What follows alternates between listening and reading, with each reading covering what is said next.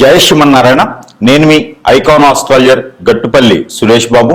అయితే మనకి ఈ జీవన వ్యవస్థ ఈరోజు ఎలా ఉంది అంటే కనుక ఒకరికొకరి సంబంధం లేకుండా, ఒకవేళ ఉన్నా కూడా ఉమ్మడి కుటుంబంగా లేకుండా చిన్న చిన్న ఫ్యామిలీలతోనూ చిన్న చిన్న సంసారాలు ఏర్పరచుకొని ఈ జీవన శైలిలో పరిగెత్తేటువంటి జీవితాలు ఏర్పడిపోయినా ఉన్నాయి. దాంతోపాటు ఆప్యాయత, అనురాగం, ప్రేమ ఇలాంటివన్నీ కూడా, నమ్మకాలు ఇవన్నీ కూడా లేకుండా పోతూ ఉన్నాయి. పెద్దలంటే గౌరవం, మర్యాద ఇవన్నీ లేకుండా పోతుంది. మనంగా సంపాదించుకున్న పేరు, ప్రఖ్యాత, హోదా, డబ్బు ఇవన్నీ కూడా ఎక్కడ ఏమవుతుందో కూడా అర్థం కాకుండా పరిస్థితి ఏర్పడుతూ ఉంది.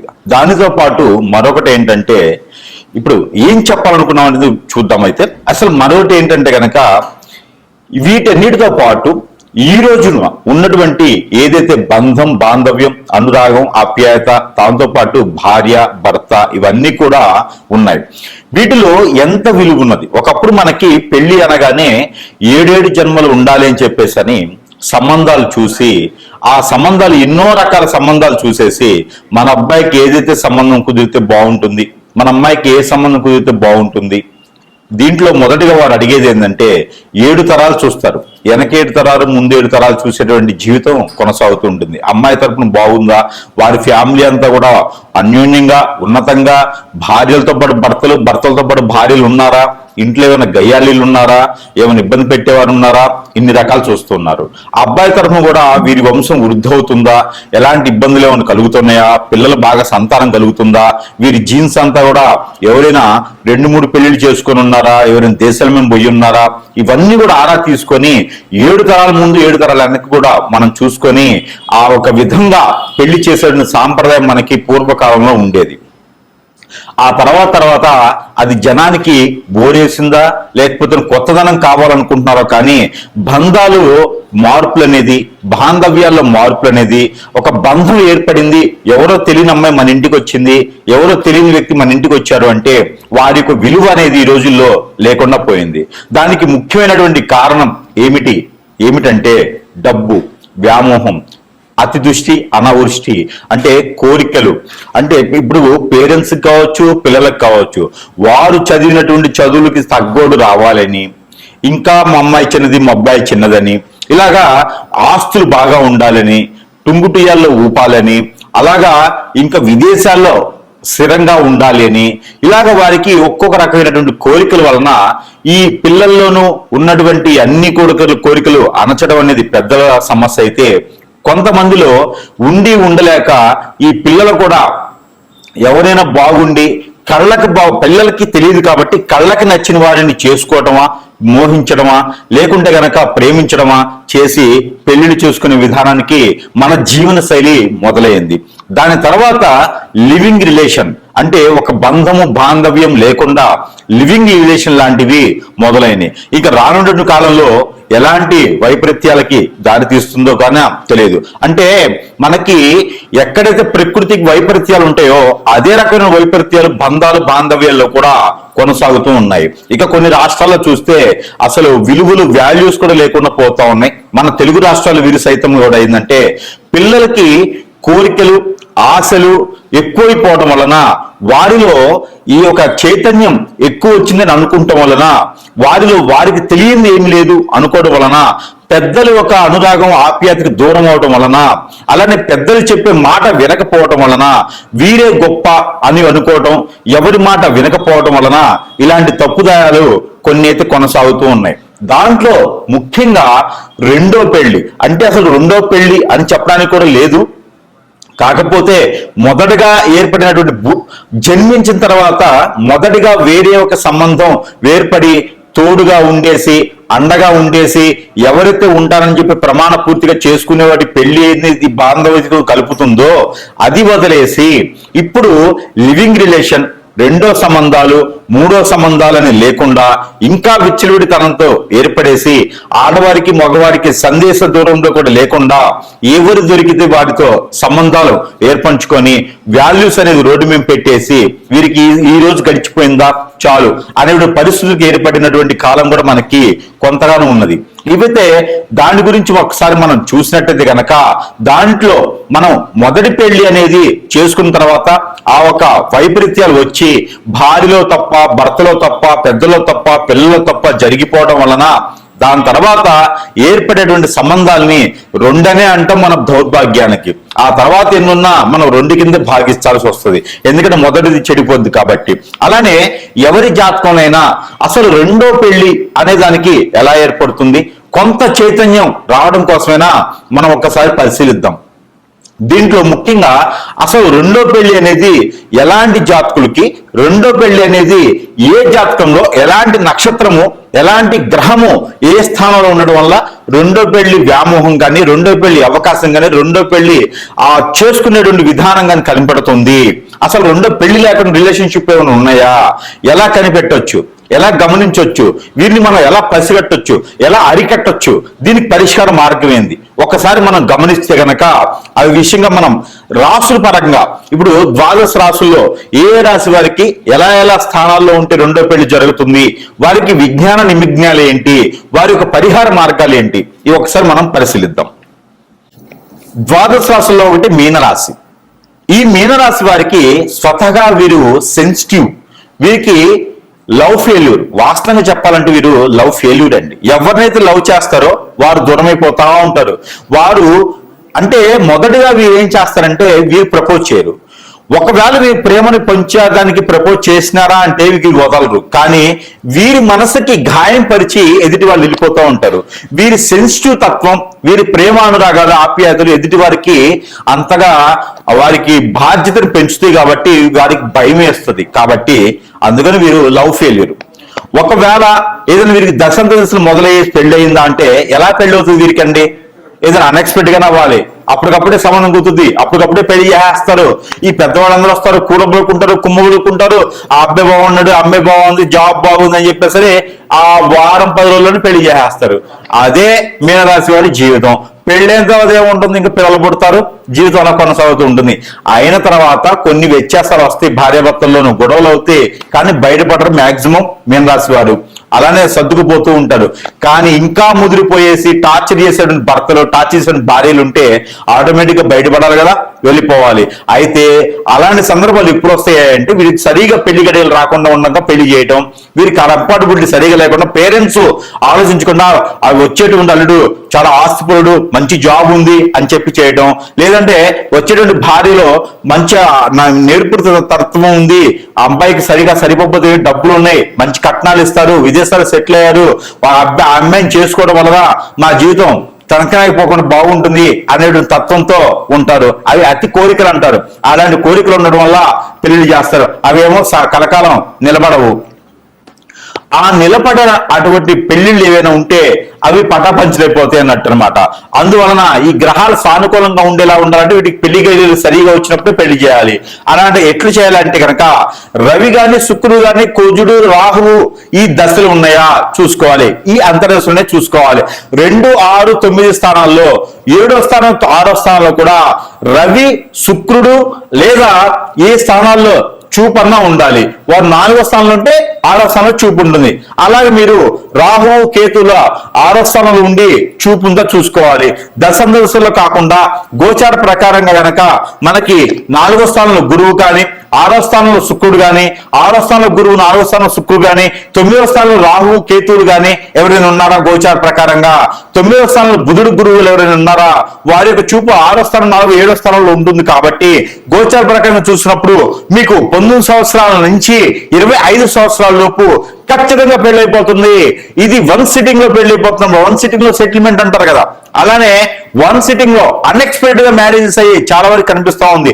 ఒకవేళ ఆ మ్యారేజ్ ఏదైనా కంఫర్టబుల్ కానీ అతి ఆశలతో కానీ కుదరలేదు, అవ్వలేదు, అబద్ధం ఆడారు కాబట్టి కంఫర్టబిలిటీ కుదరలేదు అనుకున్నటువంటి వాళ్ళు ఎవరైతే ఉన్నారో వారందరూ కూడా సెకండ్ మ్యారేజ్ అవ్వాలనుకుంటే కనుక నేను చెప్పినటువంటి గ్రహస్థితి వారికి రెండోసారి అవకాశం వారికి 27వ సంవత్సరం నుంచి 33 సంవత్సరం, ఈ 36వ సంవత్సరం నుంచి 39వ సంవత్సరం లోపు వస్తుంది. కాబట్టి అలాంటి స్థితిగతులు ఉన్నప్పుడే మీకు పెళ్లి చేసుకోండి.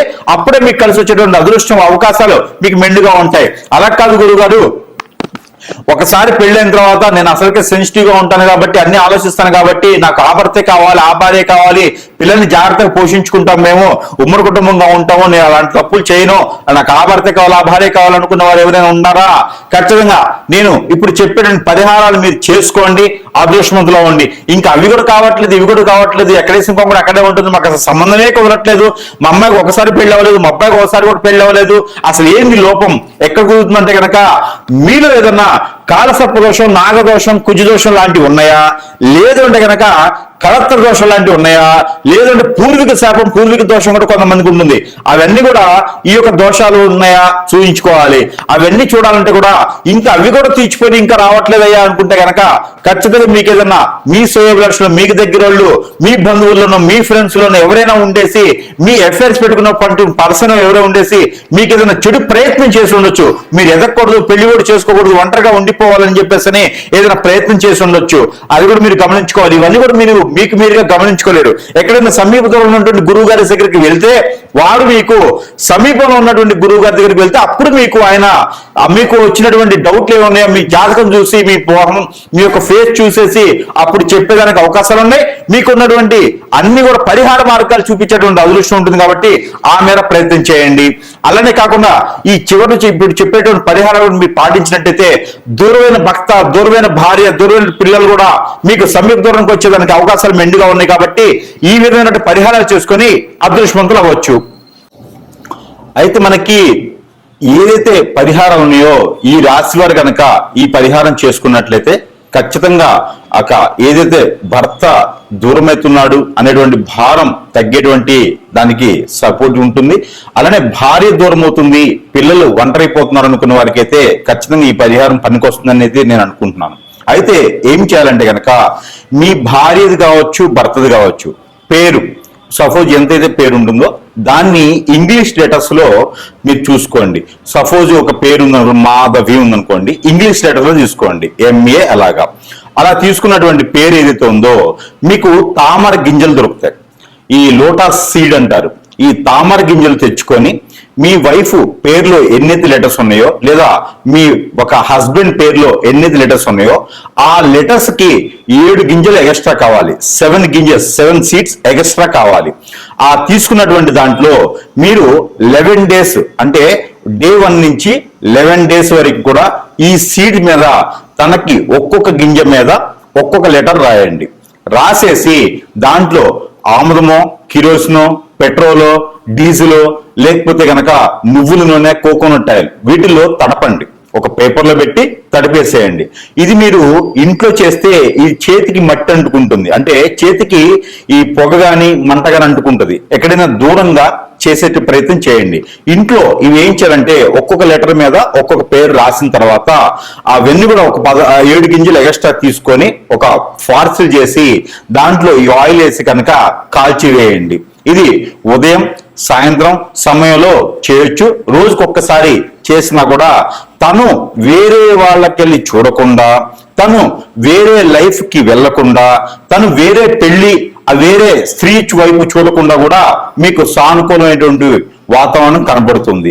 మరొకటి ఏంటంటే కనుక ఇలా చేస్తూ 11 రోజులు దానితో పాటు తన యొక్క ఫోటో ఏదైతే ఫోటో ఉంటుందో దాన్ని A4 సైజులో 4 సైజ్ అంటే 4/6 అనేటువంటి సైజు ఉన్నటువంటి ఫోటో ఏదైతే ఉంటుందో ఆ ఫోటో కింద 4 నిమ్మకాయలు పెట్టండి.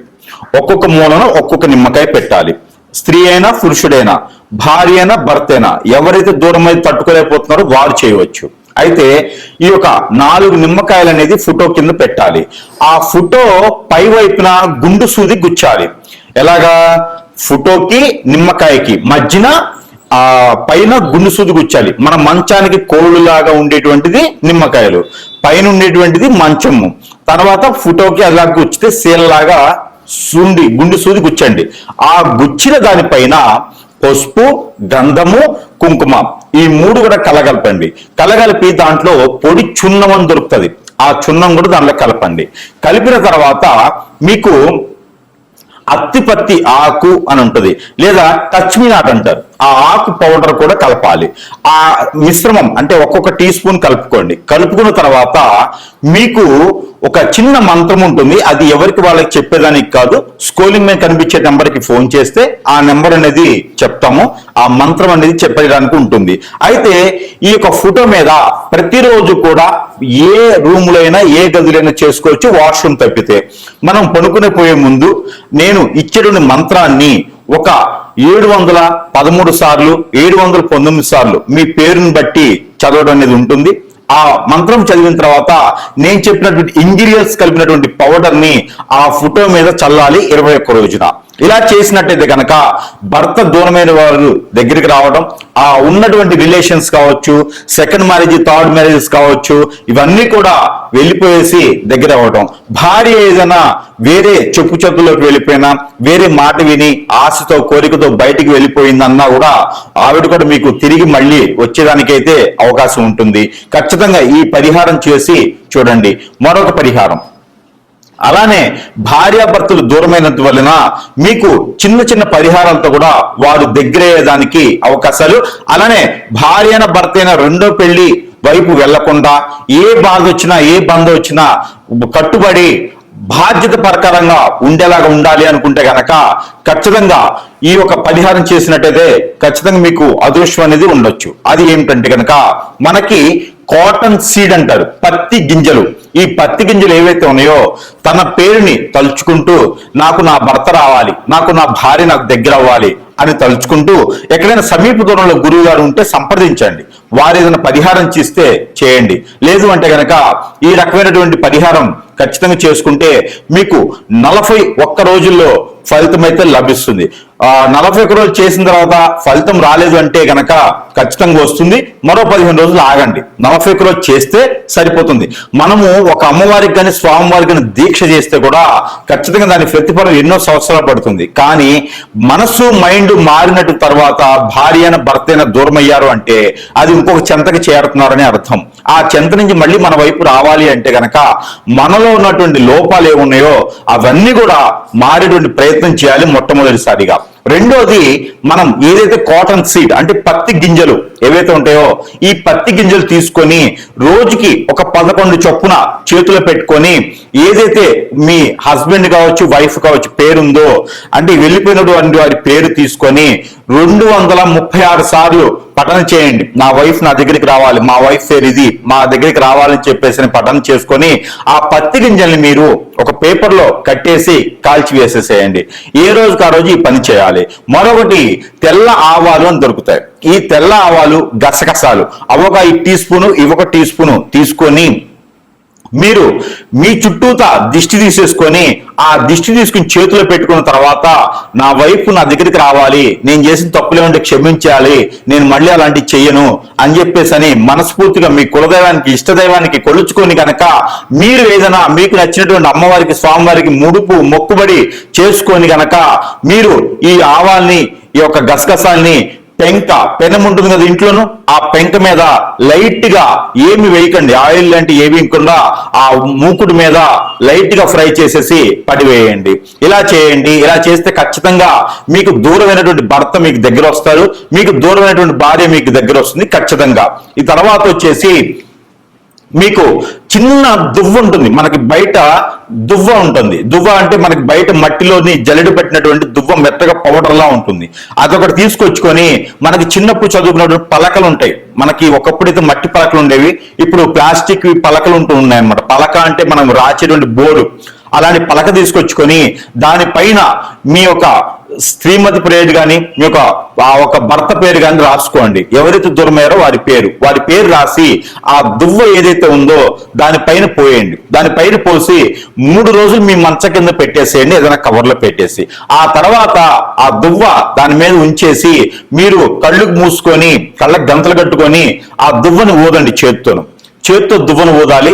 ఆ 3 రోజులు కూడా ఒక రాగి పాత్రలో నీరు పెట్టేసి దాంట్లో ఒక లోటస్ పువ్వు వేసేసి ఆ ఒక నీరు పెట్టినటువంటి పాత్రని మనకి గడప లోపల నుంచి బయట వైపు, బయట నుంచి లోపల వైపు చూసేటువంటి విధంగా చూసుకోండి. లోపల నుంచి బయట వైపు వస్తూ ఉంటే కుడి వైపున ఉండాలి, కుడివైపున పెట్టేసి దాని మీద ఒక మూత వేయండి, లోటస్ పువ్వు పెట్టేసి. ఇలా చేసినట్టయితే కనుక మీకు ఎన్నో సంవత్సరాల క్రితం దూరమైన భర్త కూడా మీ దగ్గరకు వచ్చేదానికి ఉంటుంది. భార్య కూడా మీకు నుంచి దూరం అయితే కూడా వస్తుంది. అలా కాదు గురువు గారు, మాకు దూరం అయితేనే చాలు అనుకుంటే ఇంక ఈ రెమెడీస్ అన్ని మీ పని చేయవు. దూరమై బాధపడే వాళ్ళు, పిల్లలు భార్య, పిల్లలు భర్త ఇబ్బంది పడేవాళ్ళు ప్రతి ఒక్కరు కూడా ఈ పరిహారాలు ఏ ఒక్కటి చేసినా కూడా మీకు ఖచ్చితంగా వారే దగ్గరికి వస్తారు. లేదు మాకు దూరం అయితేనే బాగుండు, ఇవన్నీ మాకు వద్దు అంటే కనుక ఆల్రెడీ దూరం అయినారు కాబట్టి ఈ పరిహారాలు మీకు అవసరం లేదు. ఇలాంటి పరిహారాలు చేసుకొని దూరమైన భర్తను దగ్గర చేసుకోండి, దగ్గరైన భర్తను దూరం చేసుకోండి. కాబట్టి ఇలాంటి చేసుకుని అదృష్టవంతులు అవ్వాలి. పిల్లలు పెద్దలు అందరూ కూడా భార్యాభర్తలు అన్యోన్యంగా ఉండడానికే నా ఆలోచన. అలా ఉంది అంటే కనుక సంఘంలో గౌరవులు, మర్యాదలు, ఆప్యాయతలు, అనురాగాలు, పెద్దల దగ్గర ప్రతిష్టలు అన్ని వస్తాయి. డబ్బు వస్తుంది, జాబ్ వస్తుంది, పలుకుబడి, పేరు, ప్రఖ్యాత, హోదా అన్ని కూడా మనకు సొంత చేరుతాయి. కాబట్టి ఇలాంటి పరిహారాలు చేసుకొని ఉమ్మడి కుటుంబంగా ఉండాలని నా కోరిక. జై శ్రీమన్నారాయణ.